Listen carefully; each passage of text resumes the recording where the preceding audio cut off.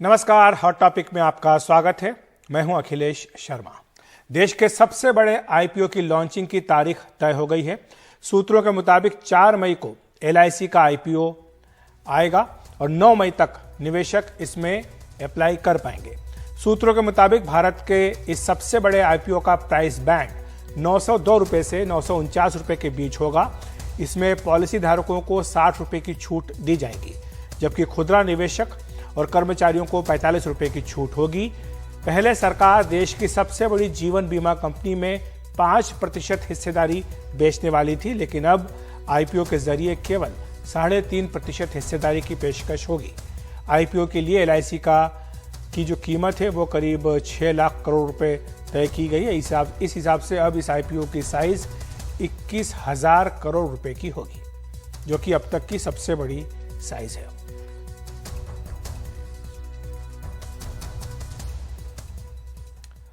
और धर्म संसदों में भड़काऊ भाषणों को लेकर सुप्रीम कोर्ट काफी सख्त हो गया है। उसने उत्तराखंड सरकार को चेतावनी दे दी है, तो वहीं हिमाचल सरकार से जवाब तलब किया है।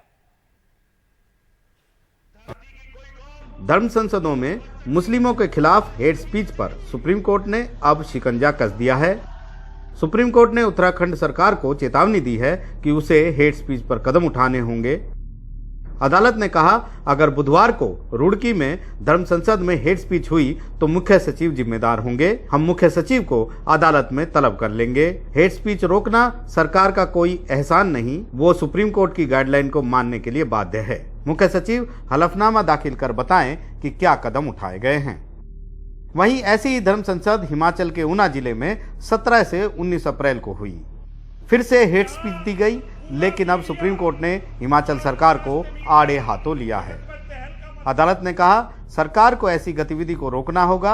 राज्य सरकार को यह बताना होगा कि क्या कोई निवारक कदम उठाया गया है या नहीं। सरकार हलफनामा देकर बताए कि ऐसी घटनाओं को रोकने के लिए क्या कदम उठाए गए। ये घटनाएं अचानक नहीं होती, ये रातों रात नहीं होती, इनकी घोषणा पहले से की जाती है। दरअसल 2018 में सुप्रीम कोर्ट ने मॉब लिंचिंग, हेट क्राइम को रोकने के लिए गाइडलाइन जारी करते हुए कहा था कि राज्य सरकार हर जिले में एसपी स्तर के अधिकारी को नोडल अफसर नियुक्त करेगी। डीएसपी स्तर का अफसर मॉब हिंसा और लिंचिंग को रोकने में सहयोग करेगा। एक स्पेशल टास्क फोर्स होगी जो हेट क्राइम या हेट स्पीच देने वालों को लेकर खुफिया सूचना इकट्ठा करेगी। राज्य सरकार ऐसे इलाकों की पहचान करें जहां ऐसी घटनाएं हुई हों और 5 साल के आंकड़े इकट्ठा करें। ऐसे मामलों में 2 समुदायों में बैर फैलाने की धारा 153A या अन्य धाराओं में तुरंत केस दर्ज हो, वक्त पर चार्जशीट दाखिल हो, नोडल अफसर निगरानी करे, फास्ट ट्रैक कोर्ट में केस चले, संबंधित धारा में ट्रायल कोर्ट अधिकतम सजा दे। सुप्रीम कोर्ट अब इस मामले की सुनवाई दिल्ली धर्म संसद मामले के साथ 9 मई को करेगा। अपने इस कदम से सुप्रीम कोर्ट ने साफ कर दिया है कि अब वो वक्त आ गया है जब हेट क्राइम जैसे अपराधों को सख्ती से निपटना होगा। इसके लिए चाहे उसे कड़े कदम उठाने पड़े या फिर किसी बड़े अधिकारी को कटघरे में खड़ा करना पड़े। नई दिल्ली से आशीष भार्गव, एनडीटीवी इंडिया। और लाउड स्पीकर को लेकर सोमवार को ही महाराष्ट्र की सर्वदलीय बैठक के बाद भी लाउड स्पीकर का मुद्दा राज्य में लगातार तूल पकड़ता नजर आ रहा है। राज ठाकरे अब भी औरंगाबाद में 1 मई को रैली करने का ऐलान कर रहे हैं, जबकि औरंगाबाद पुलिस ने वहां भीड़ जमा होने पर रोक लगा दी है। लाउडस्पीकर को लेकर सोमवार को महाराष्ट्र सरकार की बैठक के अगले दिन औरंगाबाद पुलिस ने महाराष्ट्र पुलिस अधिनियम धारा 1952 के तहत नोटिस जारी कर 25 अप्रैल से 9 मई तक 5 या उससे ज्यादा लोगों के जमा होने पर रोक लगा दी है। उधर राज ठाकरे 1 मई को औरंगाबाद में रैली कर रहे हैं।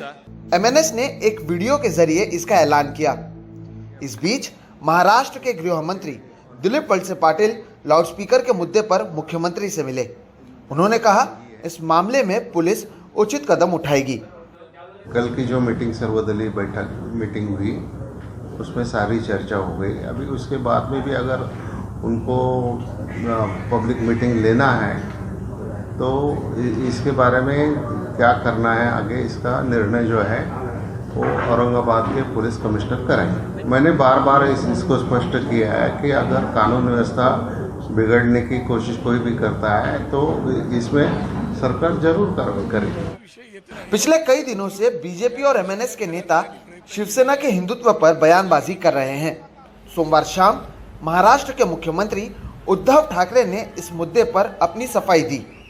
पण जे गेले काही दिवस चाललेलं आहे, हिंदुत्व सोडलं, शिवसेनेने हिंदुत्व सोडलं, म्हणजे नेमकं काय सोडलं? हिंदुत्व म्हणजे काय धोतर आहे का हो? हे घातलं, नेसलं आणि सोडलं, हे असे नाहीये. एक मुद्दा मी मुद्दामून सांगेन की जे आता आम्हाला हिंदुत्व शिकवत आहेत त्यांनी लक्षात ठेवलं पाहिजे काय तुम्ही हिंदुत्वासाठी केलेलं आहे. ज्या वेळेला बाबरी पाडली गेली होती तेव्हा सुद्धा तुम्ही बिळामध्ये लपला होतात.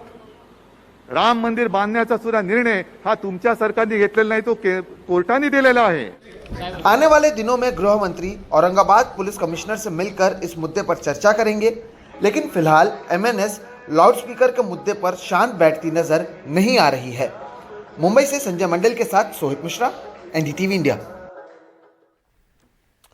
वहीं चुनावी रणनीतिकार प्रशांत किशोर ने कांग्रेस में शामिल होने से इनकार कर दिया है। पिछले कई दिनों से इस बारे में अटकलें लगाई जा रही थी, लेकिन अब तमाम अटकलों पर विराम लगाते हुए पहले रणदीप सुरजेवाला ने ट्वीट किया, फिर बाद में प्रशांत किशोर ने भी ट्वीट कर बताया कि उन्होंने कांग्रेस का प्रस्ताव ठुकरा दिया है।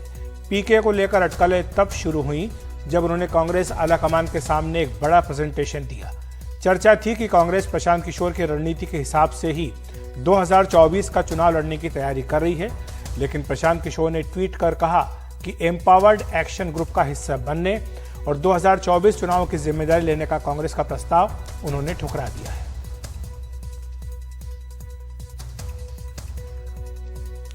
और प्रशांत किशोर ने अपने ट्वीट में लिखा है कि मैंने कांग्रेस नेतृत्व के पार्टी में शामिल होने और ईएजी में चुनाव की जिम्मेदारी लेने के ऑफर को ठुकरा दिया। मेरी राय में मेरे शामिल होने से ज्यादा कांग्रेस को नेतृत्व और सामूहिक इच्छा शक्ति की जरूरत है, ताकि बुनियादी सुधारों के माध्यम से जड़ें जमाए बैठी संगठनात्मक समस्याओं को ठीक किया जा सके।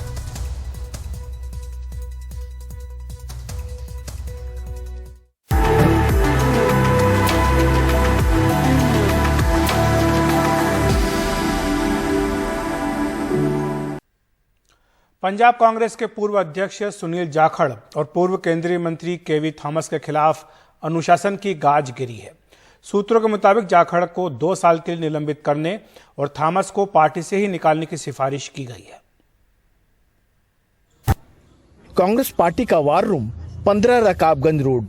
कांग्रेस अनुशासन समिति की बैठक अध्यक्ष ए.के. एंटोनी की अगुवाई में 1.5 घंटे तक चली।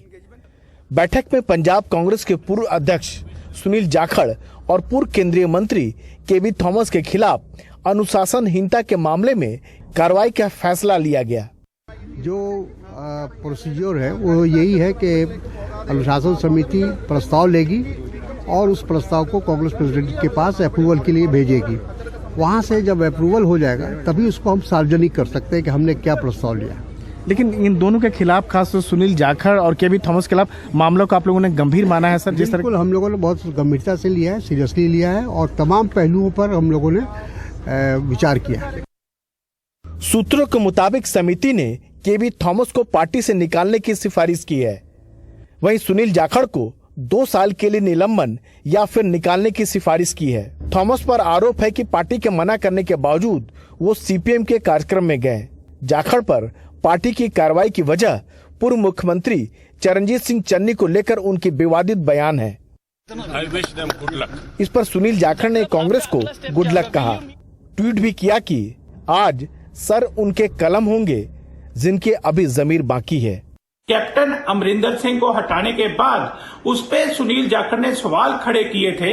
ये जो नोटिस जारी हुआ था उसी संदर्भ में ये नोटिस था, और मैं फिर भी ये समझता हूं कि भैया ये गलतियां खाली एक ने सवाल खड़े नहीं किए थे, और भी बहुत से सीनियर लोग थे जिन्होंने सवाल खड़े किए थे।